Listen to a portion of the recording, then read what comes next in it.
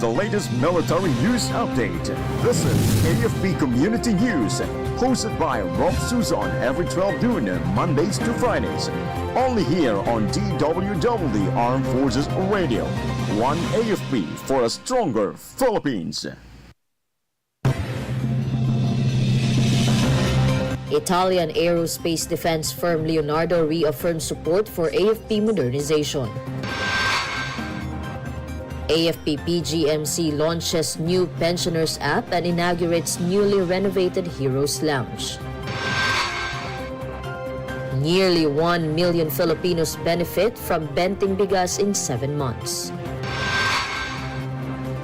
PNP heightens security preparations for Simbang Gabi and holidays.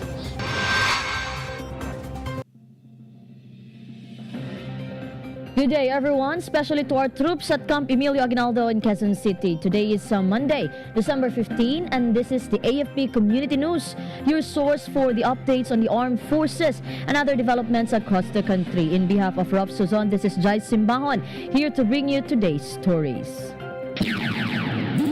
DWDD Armed Forces News. Italian multinational aerospace defense and security firm Leonardo has reaffirmed its commitment to advancing the armed forces of the Philippines, national security, operational readiness, and local capability development. The said commitment comes in the middle of the country's renewed push for fast technological adaptation, specialized expertise, and stronger interoperability to support a credible defense posture. In his statement, Tomaso Pani, SVP Marketing and Sales, Aeronautics Division of Leonardo, said Leonardo stands ready to support the Philippines as it moves toward a more capable, self-reliant, and unmatched deterrence posture. Meanwhile, the partnership also highlights Leonardo's proposal for the Philippine Air Force's multi-role fighter acquisition program. DWDD Armed Forces News. And the Armed Forces of the Philippines Pension and Gratuity Management Center, or AFP PGMC, launched a new mobile application for AFP pensioners and inaugurated its newly renovated Heroes Lounge during a ceremony held at Camp Aguinaldo, Quezon City. The newly renovated Heroes Lounge offers a more accessible and convenient space for pensioners visiting AFP PGMC, while the mobile app presents a faster, more secure way for retirees to manage their pension information, update records, and receive timely notifications. The event, led by the AFP Deputy Chief of Staff, Lieutenant General Romel P. Roldan, highlighted that both initiatives reflect the AFP's long-standing commitment to honoring the sacrifices of its pensioners through accessible, transparent, and reliable public service. Meanwhile, Lieutenant General Roldan emphasized that the reason every soldiers, airmen, sailors, and marines continues to fight and uphold its mandate is because of the veterans that built the foundation of the AFP. DWDD Armed Forces News. Armed Forces Radio. From the Philippine Air Force, let us hear some information from Sean about Philippine Air Force delivers care and hope to Pag-asa Island. Sean? The Philippine Air Force, through the Tactical Operations Wing West, conducted a command operational visit to Pag-asa Island, led by Brigadier General Jose Johnson T. Graida, Wing Commander of TAW West. The visit focused on operational readiness, troop welfare, and community support in the West Philippine Sea. Activities included a field mass and medical mission that delivered essential healthcare services to deployed personnel and island residents. Brigadier General Graida personally engaged with the troops, commending their dedication and ensuring continued support from the Air Force. The activity highlighted the PAP's commitment to sustaining morale and strengthening presence in this strategic post. The visit reflects the Air Force's dual mission of defending national sovereignty while providing timely humanitarian civil-military assistance in remote areas. This is Sean Berganyo reporting for AFP News, One AFP for a Stronger Philippines. Thank you, Sean. DWDD Armed Forces News. And the 11th Infantry Alakdan Division actively participated in the AFP-wide simultaneous bloodletting activity at Kuta General Teodolfo Bautista, Barangay Busbus, Hulu-Sulu, in support for the AFP's 90th founding anniversary. Personnel from the different units of the division took part in the activity, which aimed to help augment the blood supply of local medical facilities. To ensure the safe and efficient collection of blood donations, the said activity was facilitated by the medical teams from Kota General Teodolfo Bautista Station Hospital and Sulu Sanitarium and General Hospital. Alakdan Division reaffirmed its support for the AFP's anniversary celebration by extending its service beyond security operations and contributing directly to the health and welfare of the community. DWDD Armed Forces News. And the 69th Infantry Cougar Battalion actively participated in the 306th Ready Reserve Infantry Battalion's outreach program in Sitio Sagpat, Barangay Maluma, San Felipe, Zambales.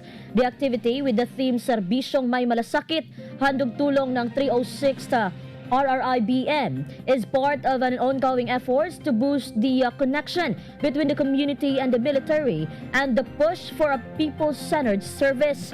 The initiative aims to strengthen community programs through civic action efforts that will benefit the indigenous peoples in the area.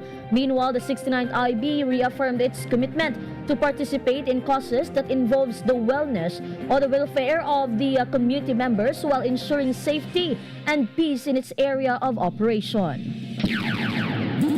DWDD Armed Forces News. Armed Forces Radio. And now let us hear more updates from Shira about Western Mindanao Naval Command confers new ranks to 18 enlisted personnel. Shira? Yes, good afternoon. The Western Mindanao Naval Command conferred new ranks to 18 enlisted personnel in a donning of rank ceremony held at the Officers Club, Naval Station Romulo Espaldon, Zamboanga City. The ceremony was presided over by the Commander WMNC Rear Admiral Constancio Arturo M. Reyes Jr., Philippine Navy, and was attended by members of the command team, officers, and enlisted personnel. In his message, Rear Admiral Reyes, Philippine Navy, emphasized that promotion is not merely a change in rank, but a reaffirmation of trust and confidence bestowed by the organization. The activity highlighted the Philippine Navy's recognition of the promotee's proven competence, sustained dedication, and faithful performance of duty. This is Jhai Rivera reporting for AFP Community News, One AFP for a Stronger Philippines. Thank you, Shira. DWDD Armed Forces News. And the 10th Infantry Aguila Division participated in the Regional Peace and Order Council meeting held in Davao City. The RPUC meeting gathered local chief executives, national government agencies, security forces, and civil society organizations to discuss major peace, security, and development issues across the Davao region. Aguila Division Commander Major General Alvin Luzon, Philippine Army, engaged in extensive discussions on regional security matters, including updates on anti-insurgency and counter-terrorism efforts, the prevailing peace and order climate, and ongoing initiatives to deter criminality. Meanwhile, Major General Luzon highlighted the unwavering dedication of the 10th ID to working hand-in-hand with LGUs, law enforcement agencies, and community partners.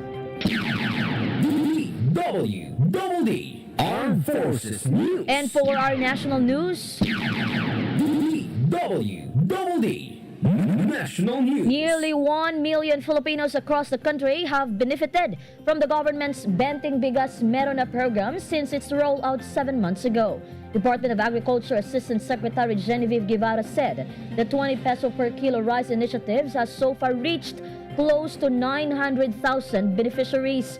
Guevara said the DA is now looking to modernize the program's registration system to ensure that the intended beneficiaries are the ones purchasing the subsidized rice.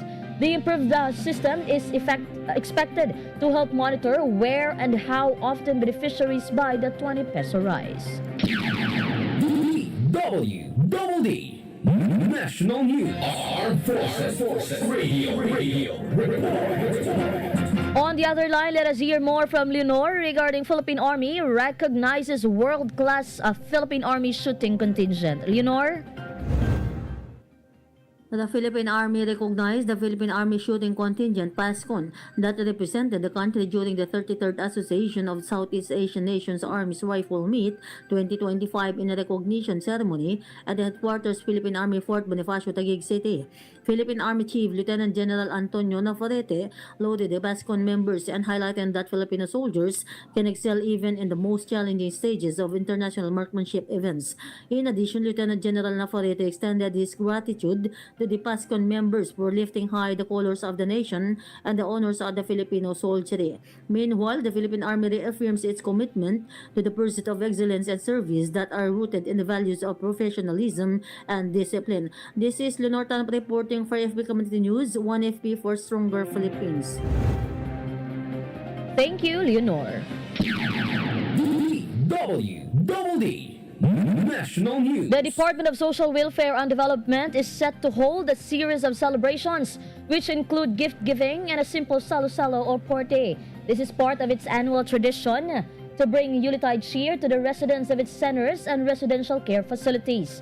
DSWD Secretary Rex Gatchalian said there are various activities for December 25, 31st, and January 1. Gatchalian noted that he chose to visit first one of the often neglected sectors, the elderly residents in shelters, to ensure they feel loved and cared for this Christmas season despite being away from their families.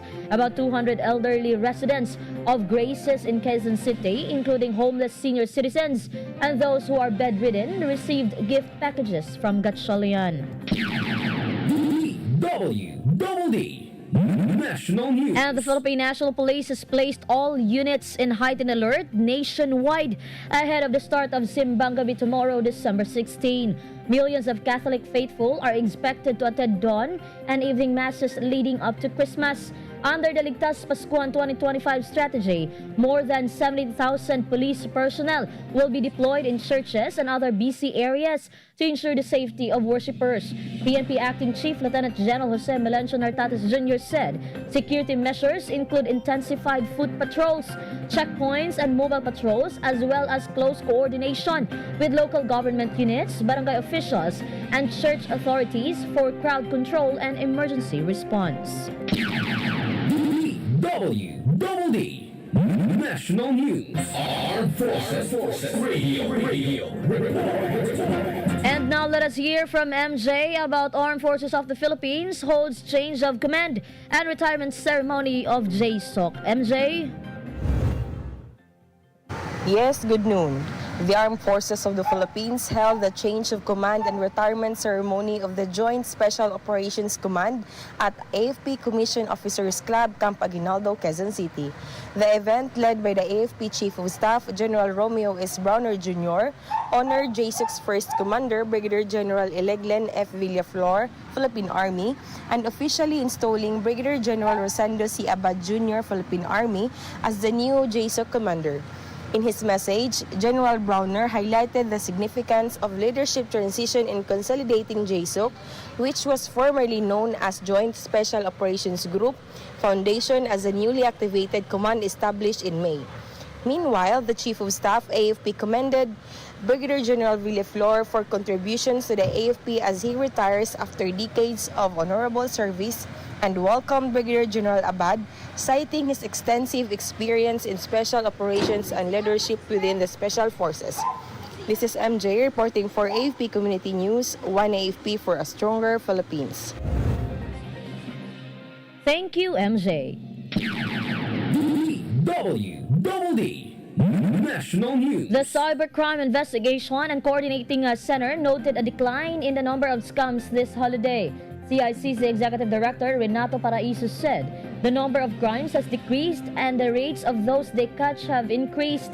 CICC added that various scams are proliferating this holiday season, including lab scams and online shopping scams. But the agency noted that the most common type of scam this holiday involves online shopping.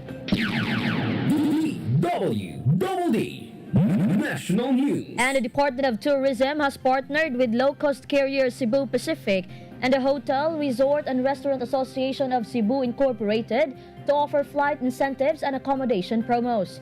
This aims to drawing more visitors to Cebu following recent natural disasters that affected the province.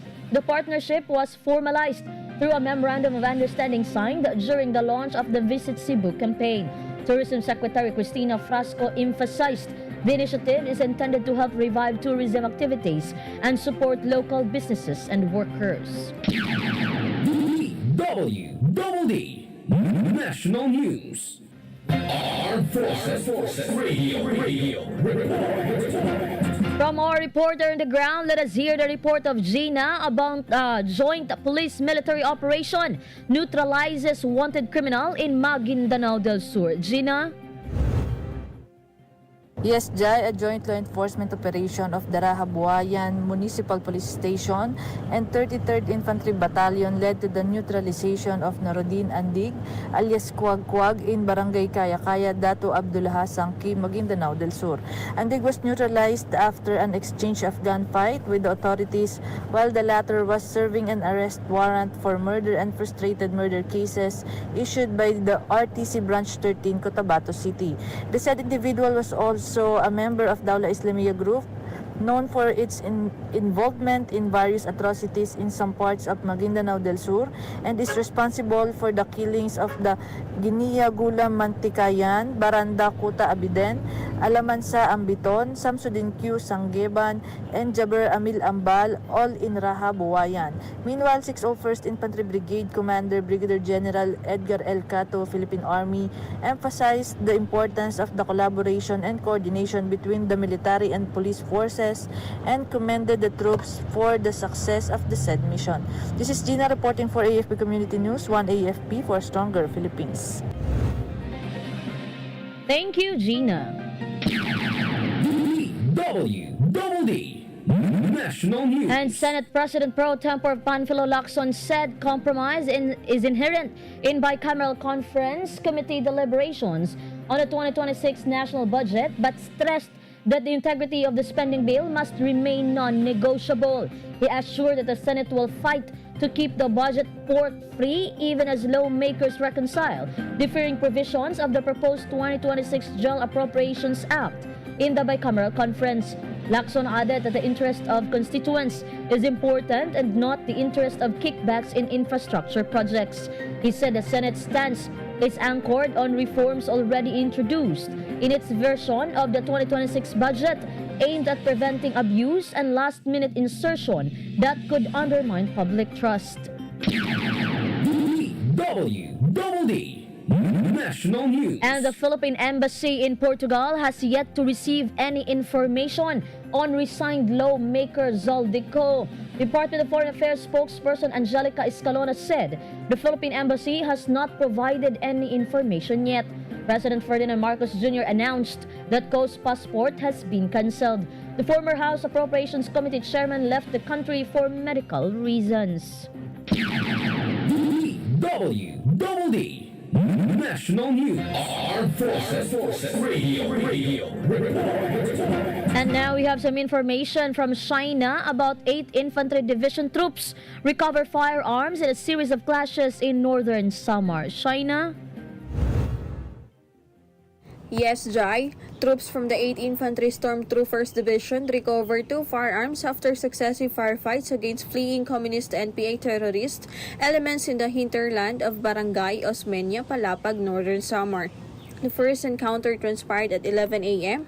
after troops engaged armed scientists causing the lateral to retreat northwest and leaving behind an M653 rifle and personal belongings. Just 13 minutes later, at 11:13 a.m., troops engaged fleeing scientists once again, recovering a .45 caliber pistol and ammunition. Meanwhile, the operations are part of the ongoing efforts to locate CNT members who escaped after the November 19 clash in Barangay Nipa, Palapag. This is Shayna Raneta reporting for AFP Community News, 1 AFP for Stronger Philippines. Thank you, Shayna. DWDD National News. And the Philippine government could consider leveraging a 2003 United Nations Anti-Corruption Convention to help locate and apprehend fugitive former Representative Zaldico. Senate President Pro Tempore Ping Lacson said the United Nations Convention Against Corruption is a legally binding treaty that provides a framework for international cooperation against corruption. He added that 192 countries signed the convention. Lacson said the Ombudsman, Department of Justice, and Department of Foreign Affairs could examine this option to seek assistance from other signatory countries. DWDD National News. And Malacanang has emphasized that the welfare of Filipinos should remain at the core of the country's national security framework. Executive Secretary Ralph Recto said that real security lies in safeguarding Filipino families to ensure they live with dignity and hope. Recto added that security is more than the absence of a shooting war. It also means the presence of opportunity. The palace official acknowledged that weak governance and institutional challenges such as corruption, misuse of public funds, and lack of transparency pose serious risks to national security. DWDD National News. And for our final news, House of Representatives Committee on Suffrage and Electoral Reforms Chairperson Representative Zia Alonto Adyong expressed his committee's firm resolve to produce a consolidated version of the anti-political dynasty bill that is not only constitutionally sound but acceptable and beneficial to the Filipino nation. Adyong said currently at least 14 versions of the proposed bill are pending before the committee. He explained that like any other proposed legislation, the committee members will thoroughly deliberate on each of these measures during our hearings. In a recent dialogue with House Speaker Boji D. III, Adyong emphasized that the committee will also bring the discussions to the grassroots level to ensure genuine public participation. DWDD National News. And that's all for today's broadcast. Thank you for joining us, especially to our audience in our Facebook page, AFP Radio DWDD. Don't forget to tune in tomorrow for more updates. Same time, same station. Again, this is Jhai Simbajon for AFP Community News. One AFP for a stronger Philippines. Behold the latest military news update. This is AFP Community News, hosted by Rob Suzon every 12 noon, Mondays to Fridays. Only here on DWDD Armed Forces Radio. One AFP for a stronger Philippines. Ito ang DWDD 1134 kHz AM. Balita, impormasyon at musika. Ito ang DWDD AFP Radio. Boses ng Kawal Pilipino. Kayo ay nakatutok sa DWDD AFP Radio. Kami po ay kasapi ng KBP, Kapisanan ng mga Broadcaster ng Pilipinas.